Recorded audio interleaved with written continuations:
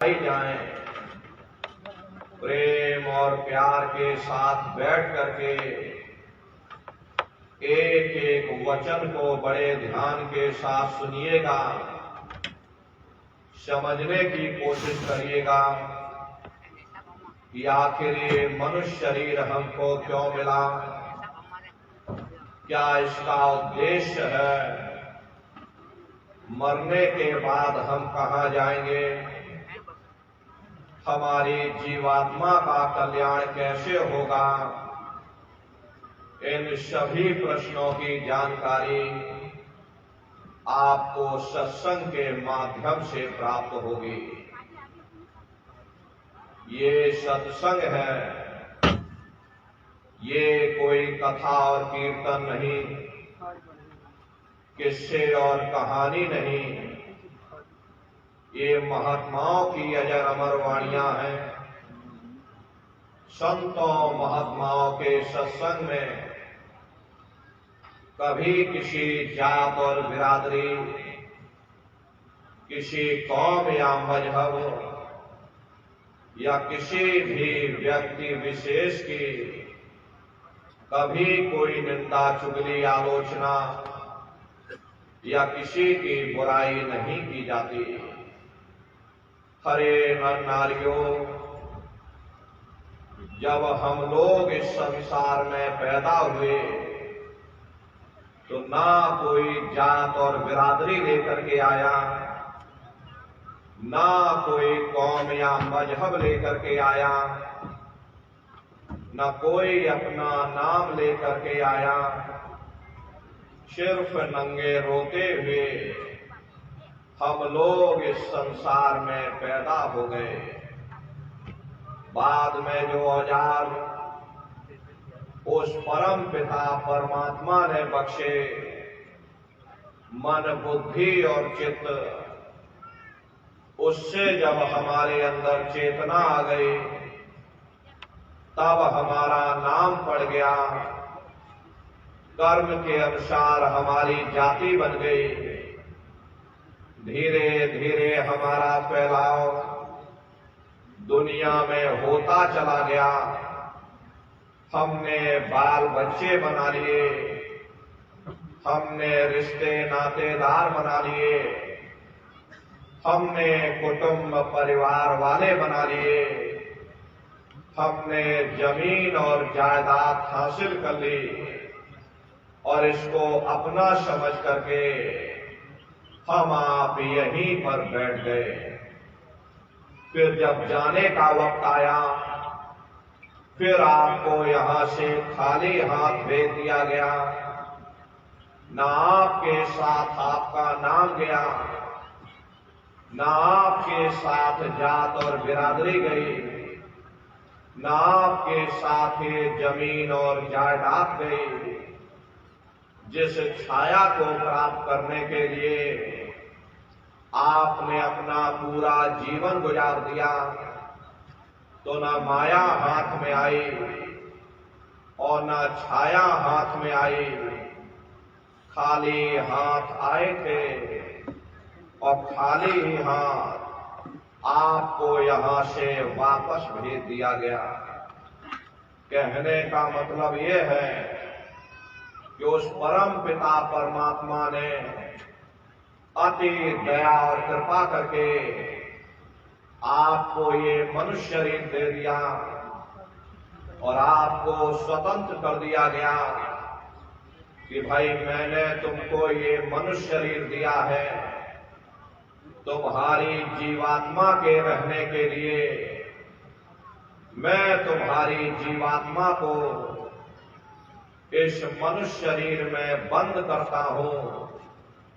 तुम मेरे मकान के द्वारा उस मालिक की भक्ति करके अपनी जीवात्मा का कल्याण करा लेना। मैंने कुछ समय के लिए तुमको ये किराए का मकान दिया है। जब समय पूरा होगा मैं अपने सिपाहियों को भेजूंगा, उस समय पर तुम मेरे मकान को खाली कर देना। उस समय न जमीन जायदाद काम आएगी, न जात और बिरादरी काम आएगी। मन को, बुद्धि को, चित्त को और जीवात्मा को निकाल करके इस शरीर से बाहर कर दिया जाएगा। ये शरीर आपका यहीं जमीन पर गिर पड़ेगा, क्योंकि जीवात्मा के निकल जाने के बाद में ये शरीर सिर्फ एक माटी का पुतला है, उससे ज्यादा कुछ भी नहीं। आप इस मिट्टी के पुतले को ले जाकर शमशान भूमि पर जला करके राख कर दोगे। अरे आपकी कौम, आपका मजहब, आपकी जात और बिरादरी, आपका ये नाम उसी शमशान भूमि पर जल करके राख हो जाएगा। जिस जात और बिरादरी के लिए हम आप लड़ते और झगड़ते थे, जिस धन दौलत को पाने के लिए हमने आपने न जाने कितने बुरे खोटे कर्म किए, तो मौत के समय में ना ये जात बिरादरी काम आई, ना ये धन दौलत काम आया, सब कुछ तुम्हारा यहीं छूट गया। और एक जीवात्मा को ले जाकर ऊपर धर्मराज की कचहरी में पेश कर दिया गया। पलक झपकते ही तुम्हारे अच्छे बुरे कर्मों का हिसाब किताब हो जाएगा। धर्मराज तुमको सजा सुना देंगे, ले जाओ इनको फलाने नर्क में ले जाकर डाल दो, क्योंकि मैंने इनको मौका दिया था, मैंने इनको मनुष्य शरीर दिया था। अब की बार गीता रामायण को पढ़ करके, उन धर्म पुस्तकों को पढ़ करके, किसी संत महात्मा की खोज करके, उनके बताए हुए रास्तों पर चल करके, उस मालिक की भक्ति करके अपनी जीवात्मा का कल्याण करा लेना। इस उद्देश्य के लिए मैंने इनको मनुष्य शरीर दिया था, लेकिन इन्होंने अपना उद्देश्य पूरा नहीं किया। जब जब ये मनुष्य शरीर में आए, कभी इन्होंने विचार ही नहीं किया कि आखिर ये मनुष्य शरीर हमको क्यों मिला, क्या इसका उद्देश्य है, मरने के बाद हम कहां जाएंगे, हमारे बाल बच्चे कहां जाएंगे, हमारे रिश्ते नातेदार कहां जाएंगे, हमारे कुटुंब परिवार वाले कहां जाएंगे, और इनकी उस समय पर क्या हालत होगी। ये पराविद्या महात्माओं की पराविद्या है। हम आप इस जड़ संसार में फंस करके उस पराविद्या से अनभिज्ञ हो गए और अपने उद्देश्यों को भूल गए, अपने वादे को हम आप भूल बैठे। वो वादा जो हमने आपने मां के गर्भ में किया था, जब मां के गर्भ में हम आप उल्टे लटके हुए थे, सिर हमारा नीचे था, पैर हमारे ऊपर थे, उस समय परमात्मा से वादा किया कि हे परमात्मा, मुझे एक बार मनुष्य शरीर दे दो, हम भजन करेंगे, भक्ति करेंगे, हम अपनी जीवात्मा का कल्याण करेंगे।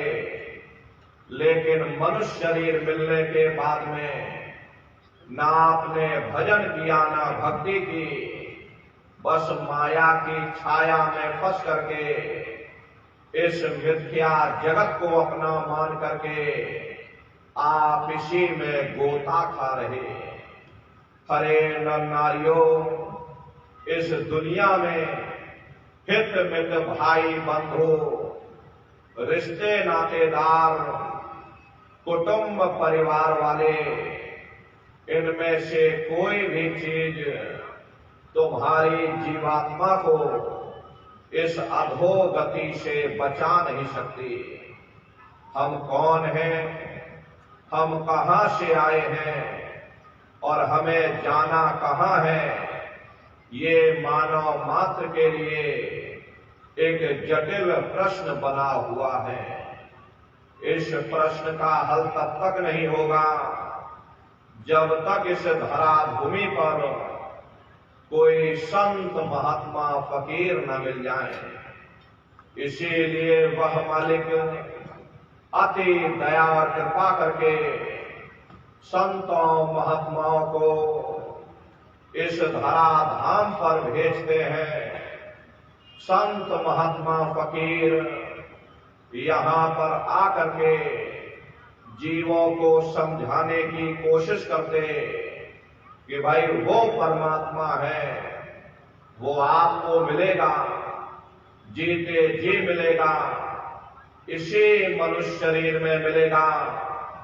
इसी मनुष्य शरीर के अंदर जा करके परमात्मा से मिलने का वह एकमात्र दरवाजा है।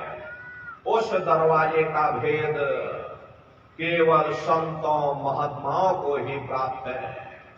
ये दुनिया के लोग, दुनिया की आवाम जनमानस भौतिकता के ज्ञान को पढ़ करके अहंकार में डूबे रहते कि हमसे बड़ा कोई ज्ञानी नहीं। लेकिन उन बेचारों को नहीं मालूम कि जहां दुनिया का ज्ञान समाप्त होता है, उसी के सिर की चोटी से ये आध्यात्मवाद, आत्मा और परमात्मा का ये गूढ़ ज्ञान, रहस्य विज्ञान प्रारंभ होता।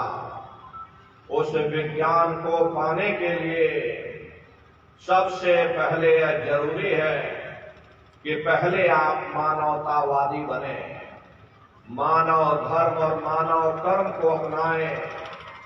अरे मानव धर्म क्या है कि इंसान इंसान के काम आवे, एक दूसरे की निस्वार्थ भाव से सेवा करे, सत्य, दया, अहिंसा, परोपकार आदि गुणों को अपने जीवन में उतार करके और किसी संत महात्मा की खोज करके उनके बताए हुए रास्तों पर चल करके उस मालिक की भक्ति करके अपनी जीवात्मा का कल्याण करा ले, यही इंसान का सबसे बड़ा मानव धर्म है।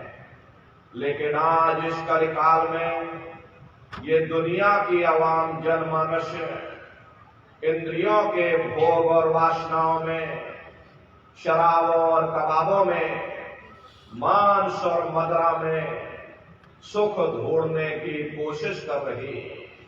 ये चरित्र पतन जैसे कार्यों को अपना करके ये आवाम जनमानस कैसे सुखी हो सकती। पहले अपने चरित्र जैसे धन को इकट्ठा करो, क्योंकि चरित्र ही सब कुछ है। चरित्र ही मानव धर्म की पूंजी है।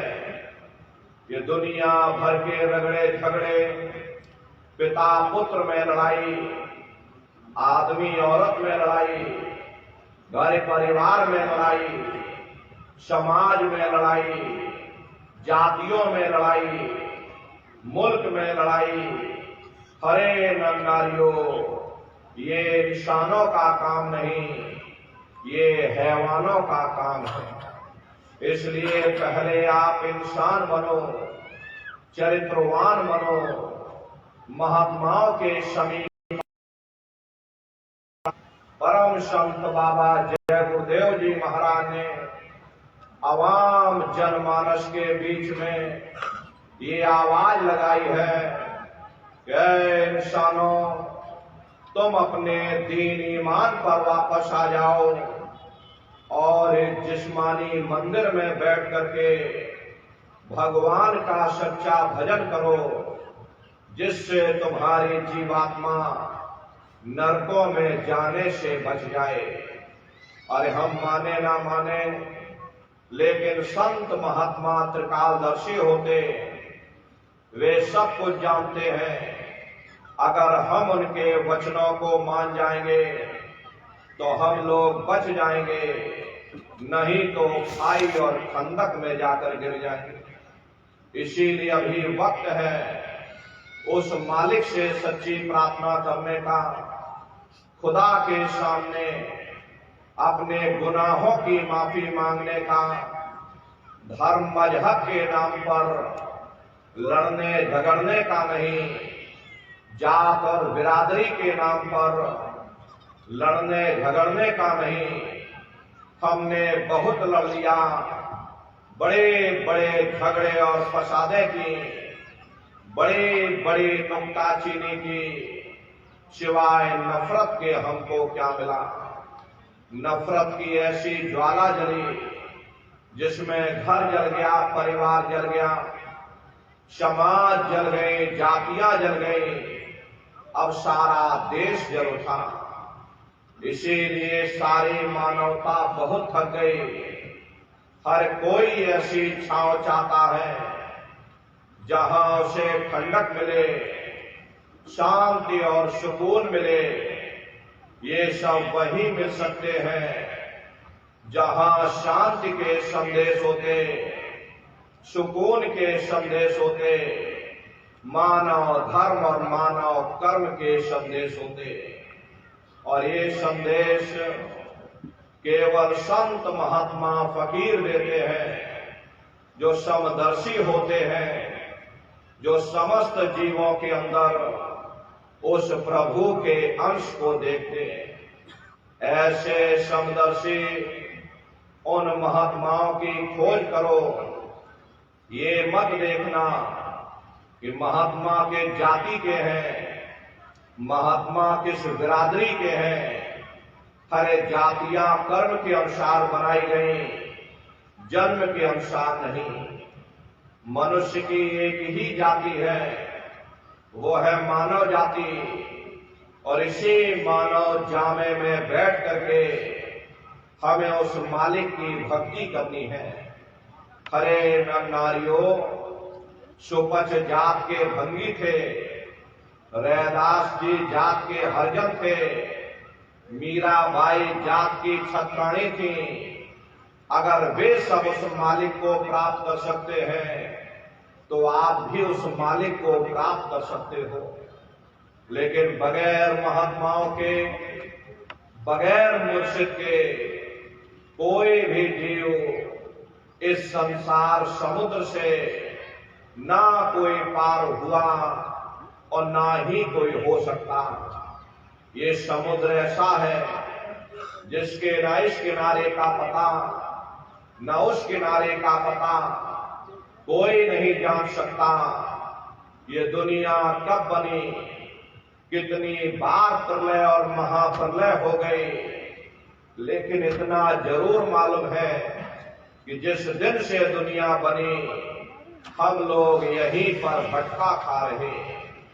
अगर इधर से हवा चली, हमारी नैया उधर चली गई, और अगर उधर से हवा चल गई तो नैया हमारी डगमगाते हुए इधर चली गई।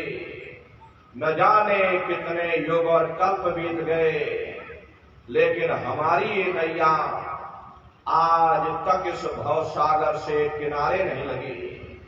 इसलिए नर नारियों, सौभाग्य से वक्त का इतना बड़ा वरदान आपको मिला, ये मानव तन आपको मिल गया। न जाने किस महात्मा की दया हो गई, न जाने कौन से जन्म जन्मांतरों के शुभ पुण्य कर्मोदय हो गए जो आपको ये मनुष्य शरीर मिल गया। हरे अब की बार मौका मिल गया है, समय रहते हुए अपनी जीवात्मा के कल्याण के लिए थोड़ा बहुत विचार करिएगा, वरना ये समय तुम्हारा निकलता चला जा रहा। मिले नरदेह यह तुमको, बनाओ काश को सपना, बचो मत आए जग में, जानियो रैन का सुपना। हरे नर नारियों, जैसे रात में हम लोग स्वप्न देखते हैं, हालांकि उस समय पर हमें स्वप्न सच मालूम पड़ता, असली प्रतीत मालूम होता, लेकिन जब हम सुबह उठते हैं, जब हमारी आंखें खुलती हैं, तब हमें होश आता कि नहीं भाई, हम तो स्वप्न देख रहे थे, ये सब भ्रम है। ठीक उसी प्रकार से ये दुनिया भी 10, 20, 100 साल का स्वप्न है। अब आप कहोगे हम जाग रहे, परंतु प्रेमी भाई बहनों, ऐसा हरगिज नहीं है। जिस दिन मौत का वक्त आएगा, अरे आप रोगे, हाय हाय करके चिल्लाओगे कि हाय, हमने सारी जिंदगी यूं ही स्वप्न में गुजार दी, जागने का समय तो अभी आया था, जो कुछ करना था अभी करना था। लेकिन प्रेमी भाई बहनों, अब पछताए होत क्या, जब चिड़िया चुग गई खेत। महात्मा प्रेम से जीवों को समझाते कि भाई देह और ग्रह सब झूठा, भरम में काहे को खपना, ये घर बार हमारा अपना नहीं, हरे पराया देश है, ये सराय खाना है, ये मुसाफिर खाना है, ये शरीर भी तुम्हारा अपना नहीं, ये भी काल का पिंजरा है, किराए का मकान है, पराया मकान है। किसी को 40-50 साल के लिए मिला, किसी को 80, 90, 100 साल के लिए मिला। अरे जितने जितने श्वास उस मालिक ने बख्शे हैं, उसे भुगतने के बाद में हमें शरीर को यहीं छोड़ जाना। श्वास दुधारा नित्य ही जारी, एक दिन खाली चाम। हरे प्रेमी भाई बहनों, एक तालाब पानी से चाहे कितना भी क्यों ना भरा हो, आप एक छोटी सी नाली काटकर खोल दो, तालाब में छोटा सा छेद कर दीजिए, तो सारा पानी ही तालाब से बाहर निकल जाएगा। ठीक उसी प्रकार से हमारा ये शरीर भी श्वासों का भंडार है।